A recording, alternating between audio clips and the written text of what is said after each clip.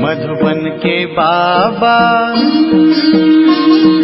मधुबन के बाबा मुरली वाले, आपका क्या कहना,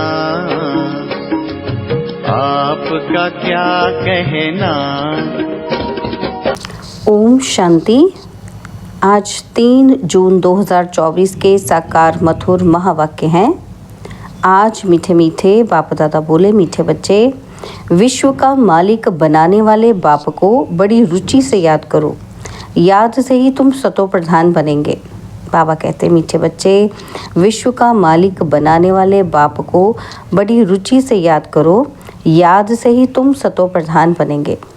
बाबा ने आज एक प्रश्न पूछा कि किस एक बात पर पूरा ध्यान हो तो बुद्धि के कपाट खुल जाएंगे। और उत्तर में बाबा कहते, पढ़ाई पर। भगवान पढ़ाते हैं, इसलिए कभी भी पढ़ाई मिस नहीं होनी चाहिए। जहाँ तक जीना है वहाँ तक अमृत पीना है। पढ़ाई में अटेंशन देना है, एब्सेंट नहीं होना है। यहाँ वहाँ से भी ढूंढ कर मुरली ज़रूर पढ़नी है। मुरली में रोज़ नई नई पॉइंट्स निकलती रहती हैं, जिससे तुम्हारे कपाट ही खुल जाएंगे। ओम शांति। शिव भगवानुवाच सालिग्रामो प्रति। यह तो सारे कल्प में एक ही बार होता है, यह भी तुम जानते हो और कोई भी जान न सके। मनुष्य इस रचयिता और रचना के आदि मध्य अंत को बिल्कुल ही नहीं जानते। तुम बच्चे जानते हो कि स्थापना में विघ्न तो पड़ने ही है। इसको कहा जाता है ज्ञान यज्ञ। बाप समझाते हैं कि इस पुरानी दुनिया में तुम जो कुछ देखते हो वह सब स्वाहा हो जाना है, फिर उसमें ममत्व नहीं रखना चाहिए। बाप आकर पढ़ाते हैं नई दुनिया के लिए। यह है पुरुषोत्तम संगम युग। यह है विशेष और वाइसलेस का संगम, जबकि चेंज होनी है। नई दुनिया को कहा जाता है वाइसलेस वर्ल्ड। आदि सनातन देवी देवता धर्म ही था। यह तो बच्चे जानते हैं, पॉइंट्स समझने की है। बाप रात दिन कहते रहते हैं, बच्चे तुमको गुहे ते गुहे बातें सुनाता हूँ। जहाँ तक बाप है पढ़ाई चलनी ही है, फिर पढ़ाई भी बंद हो जाएगी। इन बातों को तुम्हारे सिवाय कोई भी नहीं जानते। तुम्हारे में भी नंबरवार हैं जो फिर बाप दादा ही जानते हैं। कितने गिरते हैं, कितनी तकलीफ होती है। ऐसे नहीं कि सदैव सभी पवित्र रह सकते हैं। पवित्र नहीं रहते तो फिर सजाएं खानी पड़ती हैं। माला के दाने ही पास विद ऑनर्स होते हैं, फिर प्रजा भी बनती है। ये बहुत समझने की बातें हैं। तुम कोई को भी समझाओ तो वह समझ थोड़ी सकते हैं, टाइम लगता है। सो भी जितना बाप समझा सकते हैं उतना तुम नहीं। रिपोर्ट्स आदि जो आती हैं उनको बाप ही जानते हैं कि फलाना विकार में गिरा, ये हुआ। नाम तो नहीं बता सकते। नाम बताएं तो फिर उनसे कोई बात करना ही पसंद नहीं करेंगे। सब नफरत की दृष्टि से देखेंगे, दिल से उतर जाएंगे। सारी की कमाई चट हो जाती है। यह तो जिसने धक्का खाया वह जाने या बाप जाने। ये बड़ी गुप्त बातें हैं। तुम कहते हो फलाना मिला, उनको बहुत अच्छा समझाया, वह सेवा में मदद कर सकते हैं, परंतु वह भी जब सम्मुख हो ना। समझो गवर्नर को तुम अच्छी तरह समझाते हो, परंतु वह थोड़ी किसी को समझा सकेंगे। कोई को समझाएंगे तो मानेंगे ही नहीं। जिसको समझने का होगा वही समझेगा, दूसरों को थोड़ी समझा सकेंगे। तुम बच्चे समझाते हो कि ये तो कांटों का जंगल है, इसको ही हम मंगल बनाते हैं। मंगलम भगवान विष्णु कहते हैं ना, तो यह श्लोक आदि सब भक्ति मार्ग के हैं। मंगल तब होता है जब विष्णु का राज्य होता है। विष्णु अवतरण भी दिखाते हैं। बाबा ने सब कुछ देखा हुआ है, अनुभवी है ना, तो सभी धर्म वालों को अच्छी तरह जानते हैं। बाप जिस तन में आएंगे तो उनकी पर्सनैलिटी भी चाहिए ना। तब कहते हैं कि बहुत जन्मों के अंत में, जबकि यहाँ का बड़ा अनुभवी होता है, तब मैं इनमें प्रवेश करता हूँ, वह भी साधारण पर्सनैलिटी का। ये मतलब नहीं कि राजा रजवाड़ा हो, नहीं, इनको तो बहुत अनुभव है। इनके रथ में आता हूँ बहुत जन्मों के अंत में।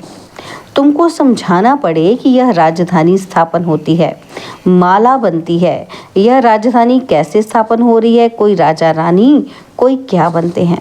ये सब बातें एक ही दिन में तो कोई समझ नहीं सकता। बेहद का बाप ही बेहद का वर्षा देते हैं। भगवान आकर समझाते हैं सो भी मुश्किल थोड़े पवित्र बनते हैं। यह भी समझने में टाइम चाहिए। कितनी सजाएं खाते हैं, सजाएं खाकर भी प्रजा बनते हैं। बाप समझाते हैं, बच्चे तुम्हें बहुत बहुत मीठा भी बनना है, कोई को दुख नहीं देना है।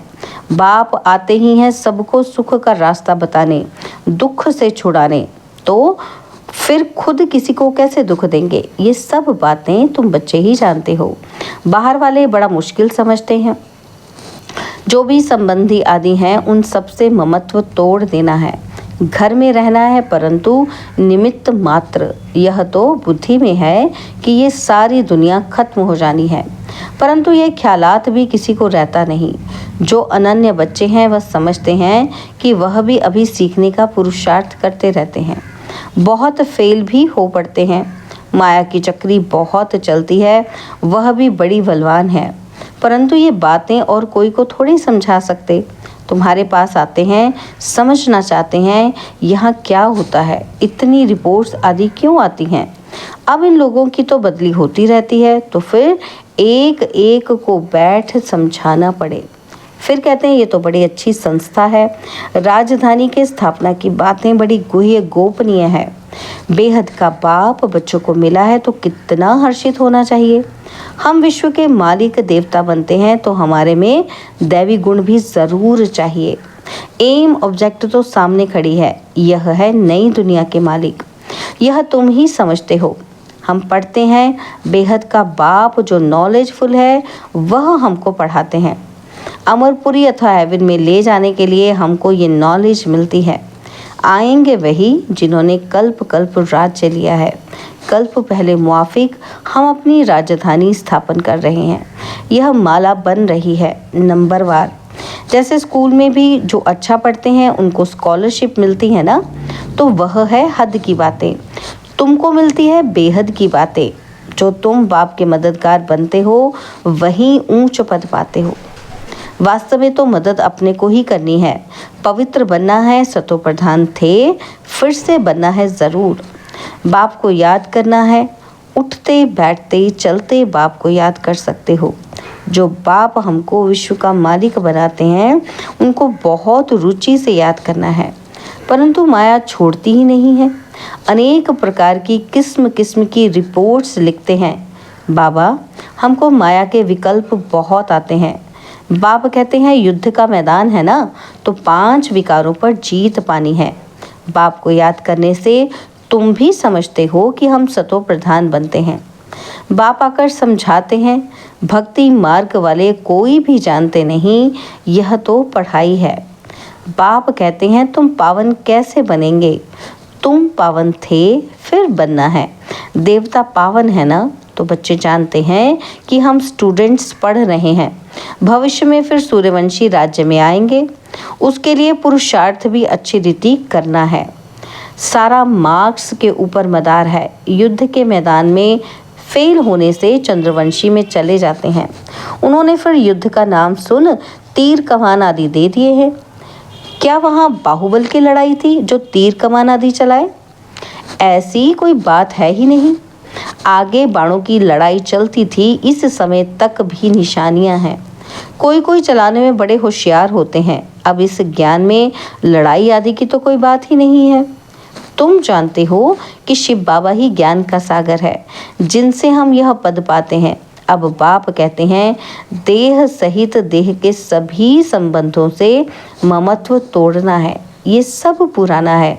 नई दुनिया गोल्डन एज्ड भारत था, कितना नाम मशहूर था। प्राचीन योग कब और किसने सिखाया ये किसी को पता ही नहीं, जब तक खुद ना आकर समझाए। यह है नई चीज़। कल्प कल्प जो होता आया है वही फिर रिपीट होगा, उसमें फ़र्क नहीं पड़ सकता है। बाप कहते हैं जब यह अंतिम जन्म पवित्र रहने से फिर 21 जन्म तुमको कभी अपवित्र नहीं होना है। बाप कितना अच्छी रीति समझाते हैं, फिर भी सब एक रस थोड़े ही पढ़ते हैं। रात दिन का फर्क है। आते हैं पढ़ने के लिए, फिर थोड़ा पढ़कर गुम हो जाते हैं। जो अच्छी रीति समझते हैं वह अपना अनुभव भी सुनाते हैं कि हम कैसे हम आए, फिर कैसे हमने पवित्रता की प्रतिज्ञा की। बाप कहते हैं पवित्रता की प्रतिज्ञा कर, फिर एक बार भी पतित बना तो की कमाई चट हो जाएगी। फिर वह अंदर से खाता रहेगा। किसी को भी कह नहीं सकेंगे कि बाप को याद करो। मूल बात तो विकार के लिए ही पूछते हैं। तुम बच्चों को यह पढ़ाई रेगुलर पढ़नी है। बाप कहते हैं हम तुमको नई नई बातें सुनाता हूँ। तुम हो स्टूडेंट, तुमको भगवान पढ़ाते हैं। भगवान के तुम स्टूडेंट हो। ऐसी ऊंच से ऊंच पढ़ाई को तो एक दिन भी मिस नहीं करना चाहिए। एक दिन भी मुरली ना सुनी तो फिर एब्सेंट पड़ जाती है। अच्छे अच्छे महारथी भी मुरली मिस कर देते हैं। वह समझते हैं कि हम तो सब कुछ जानते हैं, मुरली नहीं पढ़ी तो क्या हुआ। अरे एब्सेंट पड़ जाएगी, ना पास हो जाएंगे। बाप खुद कहते हैं रोज़ ऐसी अच्छी अच्छी पॉइंट्स सुनाता हूँ जो समय पर समझाने में बहुत काम आएंगी। नहीं सुनेंगे तो फिर कैसे काम में लाएंगे। जब तक जीना है अमृत पीना है, शिक्षा को धारण करना है। एब्सेंट तो कभी भी नहीं होना चाहिए। यहाँ वहाँ से ढूंढकर कोई से लेकर भी मुरली पढ़नी चाहिए। अपना घमंड नहीं होना चाहिए। अरे भगवान बाप पढ़ाते हैं, उसमें तो एक दिन भी मिस नहीं होना चाहिए। ऐसी ऐसी पॉइंट्स निकलती हैं जो तुम्हारा व किसी का भी कपाट खुल सकता है। आत्मा क्या है, परमात्मा क्या है, कैसे पाठ चलता है, इसे समझने में टाइम चाहिए। पिछाड़ी में सिर्फ यही याद रहेगा कि अपने को आत्मा समझ बाप को याद करो, परंतु अभी समझाना पड़ता है। पिछाड़ी की यही अवस्था है। बाप को याद करते करते चले जाना है। याद से ही तुम पवित्र बनते हो। कितना बने हो सो तो तुम समझ सकते हो। इम्प्योर को बल ज़रूर कम मिलेगा। मुख्य 8 रत्न ही हैं जो पास विद ऑनर हो जाते हैं। वह कुछ भी सज़ा नहीं खाते हैं। ये बड़ी महीन बातें हैं। कितनी ऊंची पढ़ाई है। स्वप्न में भी नहीं होगा कि हम देवता बन सकते हैं। बाप को याद करने से ही तुम पद्म भाग्यशाली बनते हो। इसके सामने तो वह धंधा आदि कुछ भी काम का नहीं है। कोई भी चीज़ काम आने वाली नहीं है, फिर भी कहना तो पड़ता ही है। यह कभी ख्याल नहीं आना चाहिए कि हम शिव बाबा को देते हैं। अरे तुम तो पद्म पति बनते हो। देने का ख्याल आया तो ताकत कम हो जाती है। मनुष्य ईश्वर अर्थ दान पुण्य करते हैं लेने के लिए। वह देना थोड़ा ही हुआ। भगवान तो दाता है ना, तो दूसरे जन्म में कितना देते हैं यह भी ड्रामा में नूंद है। भक्ति मार्ग में है अल्पकाल का सुख। तुम बेहद के पाप से बेहद सुख का वर्षा पाते हो। अच्छा, मीठे मीठे सिकिलदे बच्चों प्रति माता पिता बाप दादा का याद प्यार और गुड मॉर्निंग। रूहानी बाप की रूहानी बच्चों को नमस्ते। हम रूहानी बच्चों की रूहानी बाप दादाजी को दिलवा जान सिखवा प्रेम से नमस्ते। ओम शांति। प्यारे बाबा, मीठे बाबा, मेरे बाबा, शुक्रिया बाबा, शुक्रिया बाबा, शुक्रिया। धारणा के लिए मुख्य सार है। पहला पॉइंट है जब तक जीना है अमृत पीना है। शिक्षाओं को धारण करना है। भगवान पढ़ाते हैं इसलिए एक दिन भी मुरली मिस नहीं करनी है। और सेकंड पॉइंट है पद्मों की कमाई जमा करने के लिए निमित्त मात्र घर में रहते कामकाज करते एक बाप की याद में रहना है।